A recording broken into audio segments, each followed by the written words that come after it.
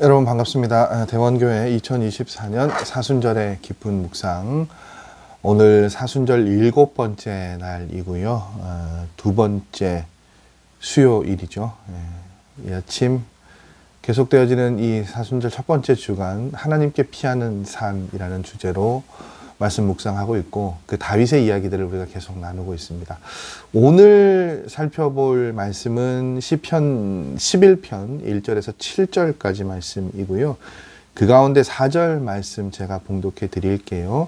여호와께서는 그의 성전에 계시고 여호와의 보좌는 하늘에 있으며 그의 눈이 인생을 통촉하시고 그의 안목이 그들을 감찰하시는 도다. 아멘.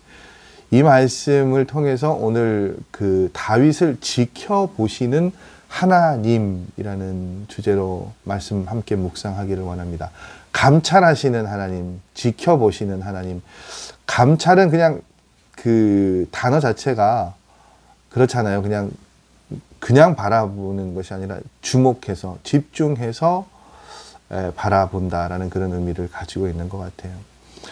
그 시편의 대부분의 내용들이 이제 그런 내용들이잖아요. 다윗이 고난 가운데 있어서 그 고난을 지나가면서 자신을 괴롭히는 사람들을 향해서 뭐 하는 이야기, 또 그 어려움들을 하나님께 토로하는 그런 내용들이 많이 시편의 말씀, 다윗의 시편에 많이 등장하죠. 그래서 오늘 말씀을 보면 다윗은 자신을 괴롭히는 사람들을 향해서 이렇게 얘기를 해요. 11편 1절의 말씀을 보면, 나는 하나님께 피하였다. 그런데 너희는 여호와를 의지하는 나에게 어찌하여 너는 새처럼 내 산으로 도망하라고 하느냐라고 묻습니다. 여기서 그 내 산은요, 어떤 문제가 있을 때 그 문제를 해결하기 위한 인간적인 방법, 수단 같은 걸 의미해요. 그러니까 예를 들면 뭐 돈이라든지 권력이라든지 인맥이라든지 그런 것들을 의미합니다. 그러니까 이제 어려움 가운데 있는 다윗에게, 그 어려움 가운데 하나님을 찾고 하나님께 의지하고 있는 다윗에게 이 대적들이 뭐라고 얘기하는 거예요?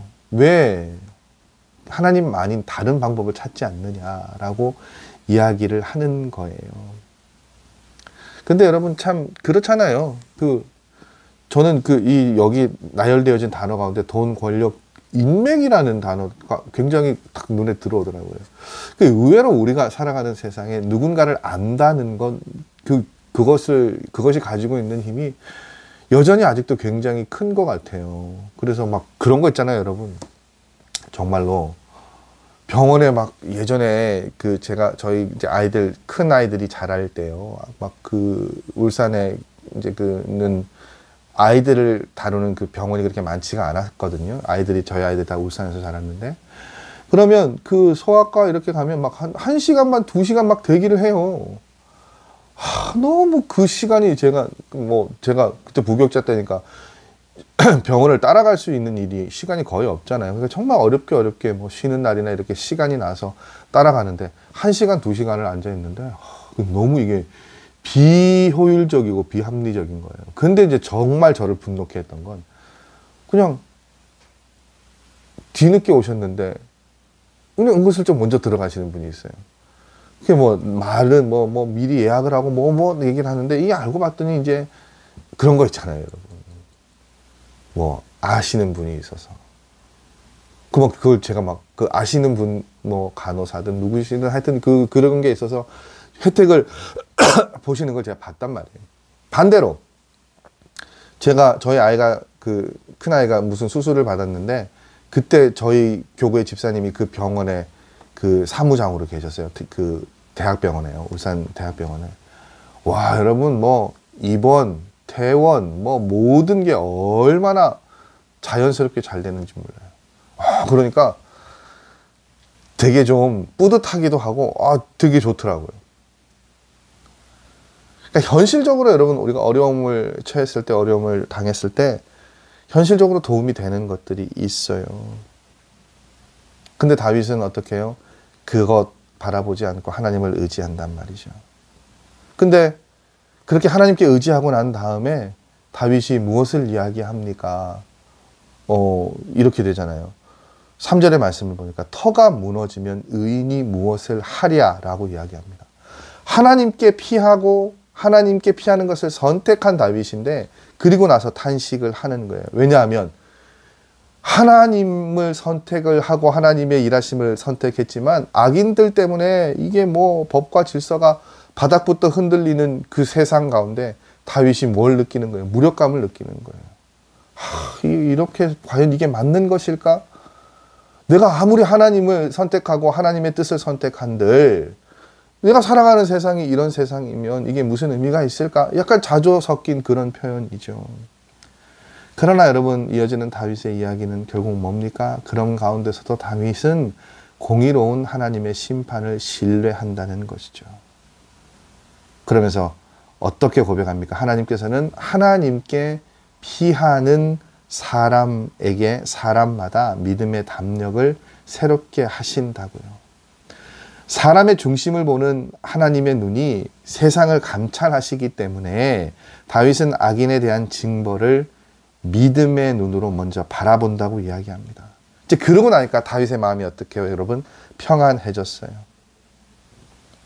그래서 그런 표현이 있죠. 악인들의 소득은 불과 유황과 태우는 바람이지만 깨끗한 마음으로 하나님을 찾는 자는 하나님의 얼굴을 볼 것이라고요.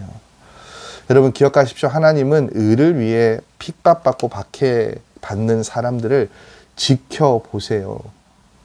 그리고 그렇게 지켜보시는 하나님이 계시기에 오늘을 우리는 살아갈 힘을 얻게 됩니다. 새벽마다 저희가 지금 호세아의 말씀을 함께 나누고 있는데 오늘 호세아의 말씀도 그 내용이더라고요. 하나님께서 호세아에게 자신을 떠난 그 고멜을 찾아가서 그 자신을 버린 아내에게, 다른 남자에게 있는 그 아내에게 아내를 데리고 오고 사랑하라고 말씀하시잖아요. 그러면서 그 말씀을 열어가는 호세아 3장의 첫 그 구절의 말씀이 뭐냐면 너희가 다른 우상을 섬기더라도 나는 너희를 사랑한다고 말씀하세요. 여러분 언제고 어느 때고 우리를 향한 하나님의 사랑, 하나님의 시선은 끊이지 않고 거두지 않고 우리를 향해 있습니다. 그것들을 통해서 힘을 얻으실 수 있는 여러분들 되시기를 바랍니다. 악인들 때문에, 악한 것들 때문에 모든 것들이 득세하는 것처럼 보여도 여러분 분명한 것은 그 가운데도 우리를 지켜보시는 하나님의 시선은 함께하고 있음을 고백하시고 감사하실 수 있는 저와 여러분의 삶의 걸음들 되시기를 원합니다. 오늘도 여러분 우리를 그렇게 지켜보시는 하나님 때문에 승리하실 수 있는 여러분들 되시기를 바랍니다. 저는 내일 다시 찾아뵙겠습니다. 안녕히 계십시오. 내일 뵙겠습니다.